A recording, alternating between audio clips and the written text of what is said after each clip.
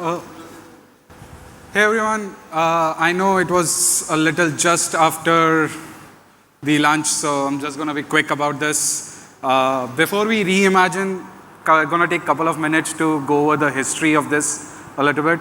I'm pretty sure some folks have heard about DB2, if not like worked with it. Then there is of course Hive, Hadoop, Redshift of course. So what I'm talking about is basically the data ecosystem has gone through multiple stages of its life cycle in last 2 decades. We started with on-prem databases, which are still running in a lot of places. Then we went to data warehouses. Then we came to data lakes with like Hive, Parkifies, on top of which query engines, distributed systems. And now we are actually seeing a lot of places where we are seeing, let's say, let's go to lake houses. We want to have best of both worlds. We are now in the age of AI. We want to run cheap queries. We want to have cheap storages. Let's just get best of everything. So, like most common data lakehouse formats is like Iceberg, Hoodie, Delta. Given we are here with AWS, of course, we're going to talk about Iceberg with latest announcements from AWS themselves, like S3 tables, Glue catalog, the REST endpoint for Iceberg. So there's a lot happening in AWS, particularly around Iceberg. Like if you want to get your data in S3 buckets and basically query it from anywhere, be it Athena, Spark, Redshift, S3 tables, or Glue catalog based, Iceberg is the place for you to do it. And I'm not the one just saying, okay, Iceberg is the next big thing. It's basically the entire ecosystem. In last just 1 year, we have seen about 80% plus growth in number of companies who are testing out Iceberg. We have seen amazing response from the entire community, where the entire community, including AWS, has shown integrations with it. So now imagine a future in which you have data in Iceberg, but you want to run your MLOps, you use Databricks. You want to run your internal analytics, you use Redshift or Snowflake. You want to run some of your transformations, you want to use Spark, Trino, Athena, anything. Or maybe ClickHouse for user-facing analytics. All of it is possible without copying your data everywhere, which we have been doing since last half a decade. But with Iceberg, I can just keep my data in S3 buckets, have a metadata layer on top of it, and that's it. All of these query engines can start querying that data out of the box. So before we go into Iceberg, the first step of any, let's say, setting up of a new data platform is getting the data into the data platform. Like I want to set up Iceberg. First step is, okay, let's just get data in Iceberg. And the most common ways that people have been doing it with, let's say, Redshift. We have DMS and a couple of other services. Then we have other ELT tools like Fivetran, Estuary, or maybe even other tools, open source ones. What is actually the problem with them, particularly around Iceberg? First, Iceberg is meant for huge amount of data. I'm not talking about big data where we are talking like 1 terabyte is big data. I'm talking about huge amount of data. Second, most of it is actually based out of log-based systems like CDC, where we are talking about Debezium-based technologies, which is an amazing technology, but let's be honest, we need something much more modern age. It was built 15 years back for a scale which was amazing at that time. Then, of course, the cost of it, regular maintenance of it. Who among us have tried maintaining Debezium with Kafka, with Spark streaming? Oh, nobody. Oh my God, I'm the only unlucky one. So, believe me, it's a pain.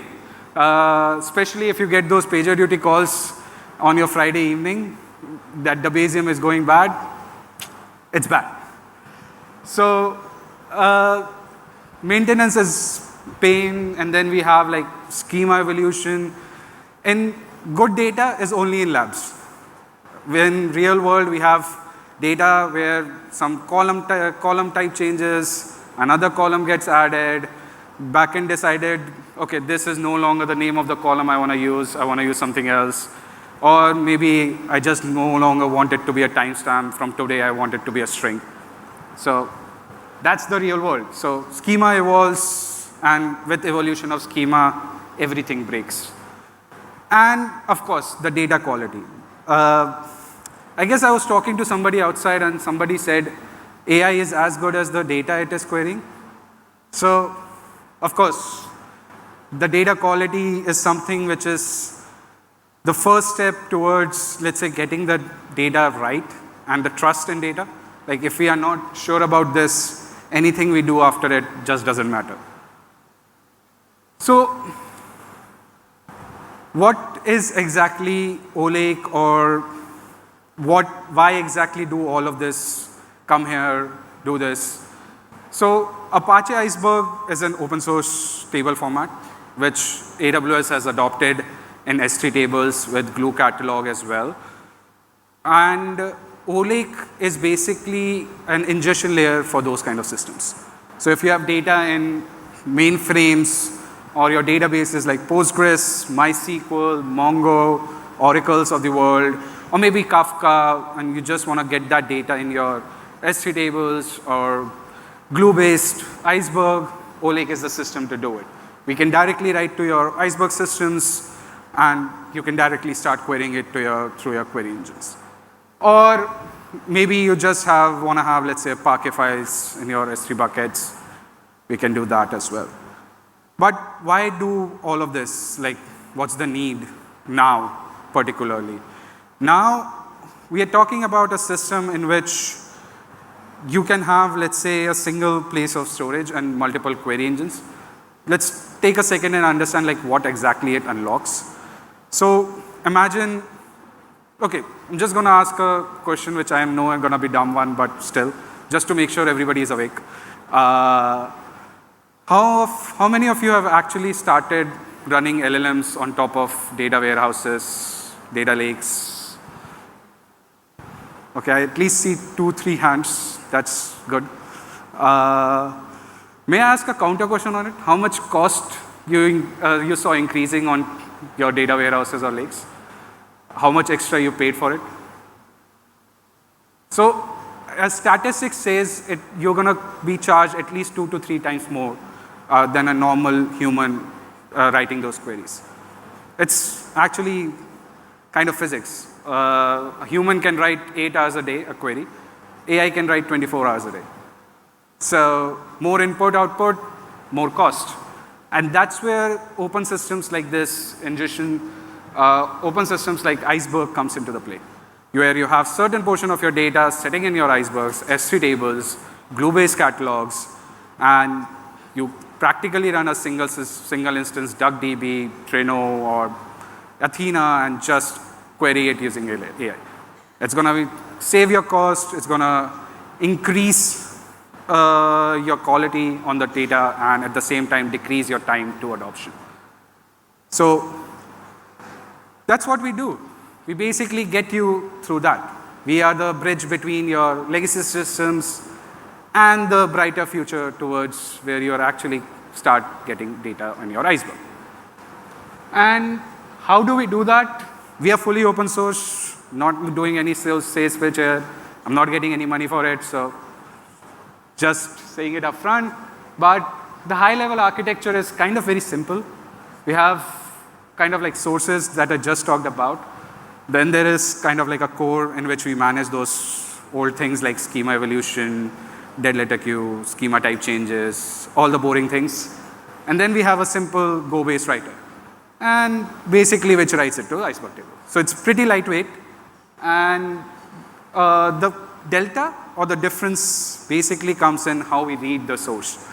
So if you have checked out Debezium or most of the CDC readers, they are pretty much serialized. Like a database generated a log, it read that one, and then another log gets generated, it read that one, and so on. What it basically make it happen is it's pretty slow. Serialized technologies, JVM-based technologies have been pretty slow. That's what we have been seeing in the last half a decade. What Olake or what we try to do differently in this open source is basically how to parallelize that load itself.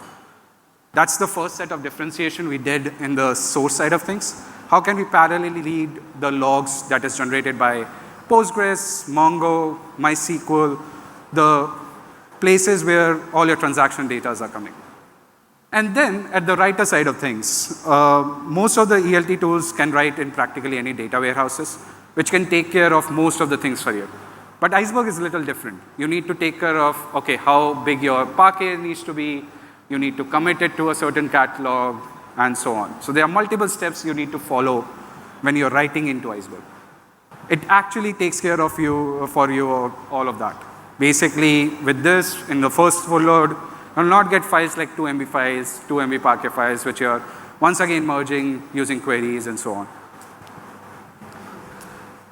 So I was just talking about this. For the sake of time, I'll just skip over a little bit. Of course, faster full load, very simple architecture. I went over it in a minute.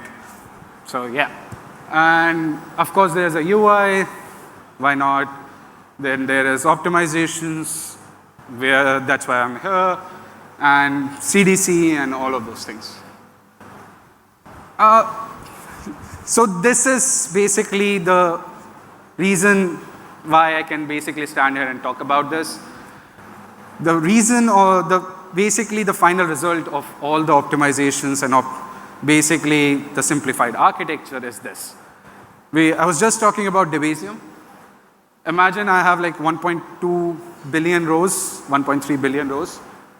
I basically get a RPS or row per second of around 15,000 with it, best case scenario. On a similar machine size, with Olake, I can get a RPS of about 320,000, which is about 22 times faster. Another technologies you might have heard about is like Fivetran. We're about 7 times faster than them. Estuary about 8 times. Airbyte, I don't even want to talk about. Same goes for CDC syncs, which is like a regular sync, and you want to have like a, basically, what happens with CDC? Like if you have managed those kind of pipelines, the biggest problem is back pressure. And back pressure is the most easy way to solve for that is the higher throughput. And that's what we are offering. We are offering about like 42,000 rows per second throughput in just CDC. And what it makes sense particularly, like you can come to me and say, okay, I don't have that much scale, maybe I don't need Olake. But in data, speed is money. Like imagine I just have 1 million rows. If I can sing that in less than a second, or I can sing that in a minute, AWS is going to charge me with the amount of time I'm running that instance. So it's going to be that much cheaper.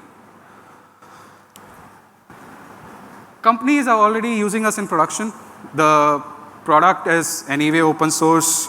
We have around 1,200 plus stars, more than 27 contributors, more than 330 odd folks in Slack community of ours. We have amazing companies, be it like Fortune 50 or maybe some unicorns here. You will actually not see a lot of logos that are already using us. For the sake of like spacing, we actually put in just the major ones. We are actually one of the official vendors of Iceberg as well. So there are just 17, 18 odd companies who are officially Iceberg native. We are one of those as well. So you are in good hands if you're using this product.